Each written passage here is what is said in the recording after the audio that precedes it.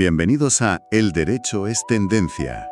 Hoy vamos a hacer un análisis en profundidad de una sentencia que la verdad plantea una pregunta muy interesante. ¿Qué pasa cuando las reglas, a veces muy estrictas de un juicio, chocan con los imprevistos del día a día?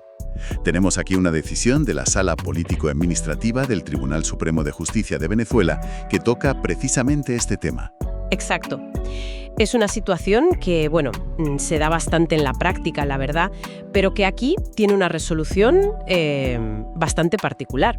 Vamos a desgranar la sentencia número 0003, que se publicó el 11 de febrero de 2021.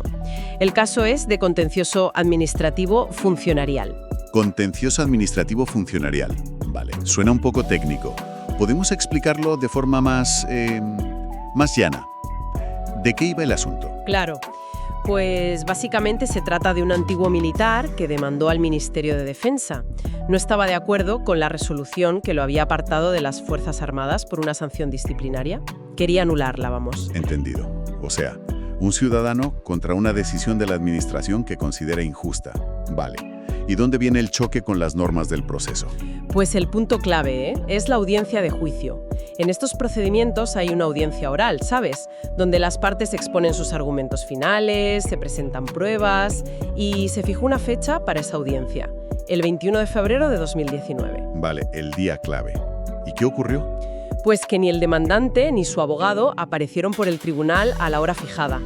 Y esto, según la ley que regula estos juicios en Venezuela, la LOCCA, la Ley Orgánica de la Jurisdicción Contencioso-Administrativa, pues tiene una consecuencia muy seria. Vaya, me lo imagino. Si eres tú el que demandas y no vas a un acto tan crucial como la audiencia de juicio, pierdes el caso o algo así. Casi.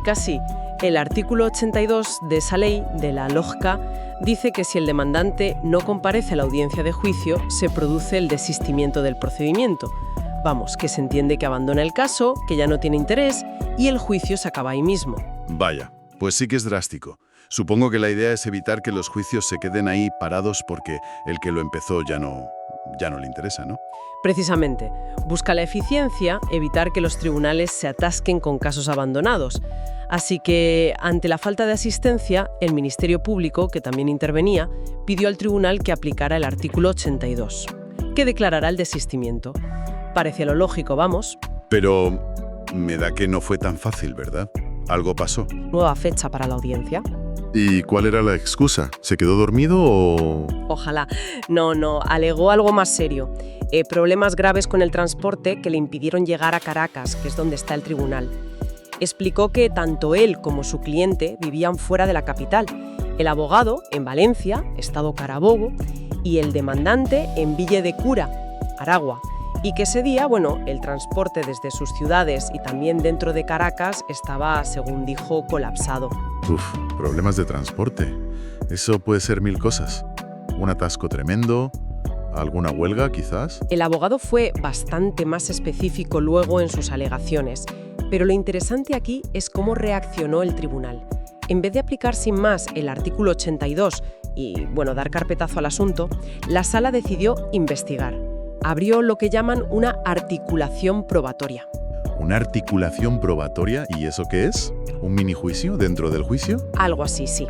Piensa en ello como un pequeño procedimiento aparte, muy corto, centrado en una única cosa: averiguar si la razón por la que no fueron a la audiencia era válida y, sobre todo, si era algo ajeno a su voluntad, si era lo que en derecho llamamos una causa no imputable. Vale. Causa no imputable, entiendo la idea general. Algo que se escapa a tu control, te impide cumplir con una obligación del juicio como ir a la audiencia. ¿Y qué ley permite esta excepción? Pues aquí entra en juego otra ley distinta, el Código de Procedimiento Civil, el CPC. Se aplica de forma supletoria, o sea, para rellenar huecos de la LOCCA. Y su artículo 202 contempla justo eso: que los plazos o los actos del juicio puedan, reabrirse o volverse a fijar si hay una causa extraña no imputable a la parte que lo justifique.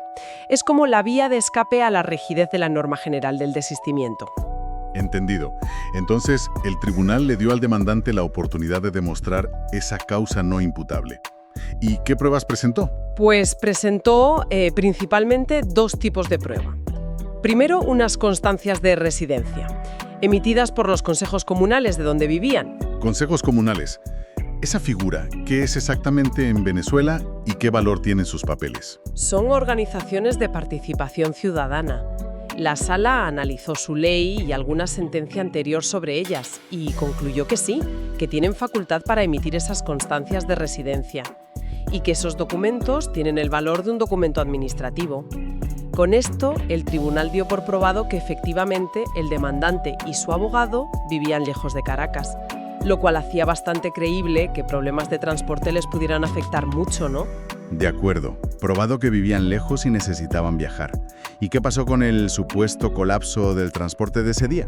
¿Cómo demostró eso? Aquí viene, yo creo, la parte más interesante de cómo razonó el tribunal. Que, por cierto, la magistrada ponente fue María Carolina Ameliach Villarroel.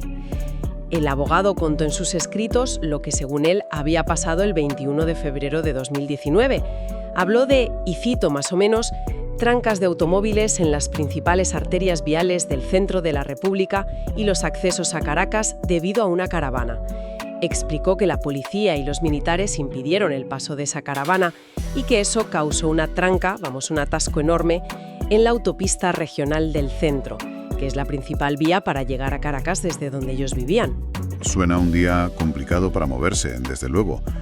Pero presentó fotos, vídeos, testigos, algo más concreto. Presentó una copia de una noticia de prensa, sí, pero la sala dijo que esa noticia en particular no servía para probar lo que pasó específicamente ese día. Sin embargo, y aquí está la clave, el tribunal utilizó un concepto jurídico muy relevante: el hecho comunicacional. ¿Hecho comunicacional? Nunca lo había oído. ¿Eso qué significa? Pues se refiere a un hecho notorio. Un suceso que ha sido tan difundido por los medios de comunicación que se considera de conocimiento público general. Piensa, no sé, en un evento muy sonado como unas elecciones, una catástrofe natural que sale en todas las noticias, o en este caso, un bloqueo de carreteras importante y conocido. Entiendo. Algo que básicamente todo el mundo sabe que pasó porque salió en todos lados. Exacto. Y según otra norma del Código de Procedimiento Civil, el artículo 506, los hechos notorios no necesitan probarse. El tribunal puede darlos por ciertos sin que haga falta una prueba específica en el expediente, porque forman parte del conocimiento general de la sociedad. Ah, ostras. O sea, que el tribunal consideró que era de dominio público que ese día hubo unos problemas de tráfico tremendos, bloqueos en los accesos a Caracas por esa caravana y la actuación de la policía y los militares. Precisamente, la sala consideró que estos eventos eran un hecho comunicacional y, por tanto, un hecho notorio que no necesitaba prueba adicional. Así que ató cabos. El demandante y su abogado vivían lejos, eso probado con las constancias. Y ese día hubo un bloqueo vial muy conocido que dificultaba muchísimo llegar a Caracas. Eso considerado hecho comunicacional. ¿Y la conclusión fue? Pues que la suma de esos dos factores, la residencia lejana y el bloqueo vial notorio, constituía una causa no imputable, una causa ajena a su voluntad que justificaba totalmente que no hubieran llegado a la audiencia. Por lo tanto, la sala decidió no aplicar la sanción tan grave del desistimiento que preveía el artículo 82 de la LOJCA y ordenó fijar una nueva fecha para la audiencia de juicio. Fascinante. Es un ejemplo clarísimo de cómo un sistema judicial puede, digamos, flexibilizarse ante circunstancias que son excepcionales. ¿Qué implicaciones prácticas podemos sacar de esta decisión? Pues varias y muy importantes, creo yo. Primero, refuerza la idea de que no vale solo con decir que tuviste un problema para justificar que no cumpliste algo en el juicio. Hay que probarlo. Aquí, las constancias de residencia fueron clave. Segundo, demuestra que incluso las normas procesales que parecen automáticas, como esta del desistimiento por no ir a la audiencia, tienen que interpretarse siempre pensando en principios más importantes, como el derecho a la tutela judicial efectiva y al debido proceso. El derecho a que tu caso se escuche y a tener un juicio justo, ¿no? Básicamente eso. Exacto. La sala priorizó garantizar esos derechos fundamentales por encima de aplicar a ciegas una norma que en este caso concreto pues habría sido injusta. Y tercero, resalta la importancia de ese concepto, el hecho comunicacional o hecho notorio. Es una herramienta que permite a los tribunales tener en cuenta la realidad social que rodea los casos sin que las partes tengan que llevar pruebas de cosas que todo el mundo conoce. Me parece un punto crucial, la verdad. El derecho no funciona en una burbuja, y reconocer estos hechos notorios parece una forma sensata de conectar el juicio con lo que pasa fuera. Sin duda, permite valorar las situaciones con más contexto. Y bueno, también nos recuerda a los abogados la importancia de estar atentos a estos eventos y, si nos benefician, saber cómo alegarlos bien. Y desde una perspectiva un poco más crítica, ¿te parece que la decisión está bien fundamentada? ¿Es sólida la argumentación del tribunal? Pues mira, analizando la sentencia, la conexión que hace la sala entre las pruebas, las constancias de residencia, el hecho notorio, el bloqueo vial y la conclusión, la causa no imputable, la verdad es que parece bastante lógica y razonable. Argumenta bien por qué las constancias son válidas, por qué considera notario el bloqueo y por qué la combinación de ambas cosas impidió que llegaran. Se toma la molestia de explicar su razonamiento paso a paso. ¿Y respeta los principios constitucionales que comentabas? Claramente sí. La decisión protege el derecho a la tutela judicial efectiva, que está en el artículo 26 de la Constitución venezolana, y el derecho al debido proceso, artículo 49. Al no cerrar el caso por una falta justificada, permite que el ciudadano siga adelante con su reclamación, pondera, sopesa la norma procesal con los derechos fundamentales y opta por garantizar estos últimos. ¿Qué impacto crees que puede tener una decisión como esta en la práctica de los tribunales, más allá de este caso particular? Pues yo creo que sirve como un recordatorio importante para los jueces. Deben analizar las circunstancias específicas de cada caso antes de aplicar sanciones procesales de forma, digamos, automática. Enfatiza que la justicia no es solo aplicar reglas al pie de la letra, sino también valorar el contexto y las posibles causas de fuerza mayor. Además, valida el uso de esa articulación probatoria como un mecanismo útil para aclarar incidentes que surgen durante el proceso. ¿Y para los abogados y las partes implicadas en un juicio? Pues es una llamada de atención sobre la necesidad de ser diligentes. Si surge un imprevisto que te impide cumplir con algo, tienes que actuar rápido, alegarlo, explicarlo bien y, sobre todo, aportar todas las pruebas que puedas para demostrar que fue una causa no imputable. No puedes simplemente decir, es que había atasco. Tienes que construir un argumento sólido para justificar tu ausencia. Entonces, resumiendo las ideas clave que hemos sacado de este análisis. Pues primero, que no ir a la audiencia de juicio no siempre significa automáticamente el fin del proceso, si se demuestra una causa no imputable. Segundo, que la prueba de esa causa puede venir tanto de documentos formales, como vimos con las constancias de residencia, como del reconocimiento de hechos comunicacionales o notorios por parte del tribunal. Y tercero, que los tribunales tienen el deber de sopesar las normas procesales con los derechos constitucionales, a la tutela judicial y al debido proceso, y pueden flexibilizar las normas para garantizar esos derechos. Queda claro ese equilibrio delicado, ¿verdad?, entre la necesidad de que los juicios avancen con cierta agilidad y el derecho a que circunstancias excepcionales no te dejen sin tu oportunidad de ser oído en el tribunal. Exacto.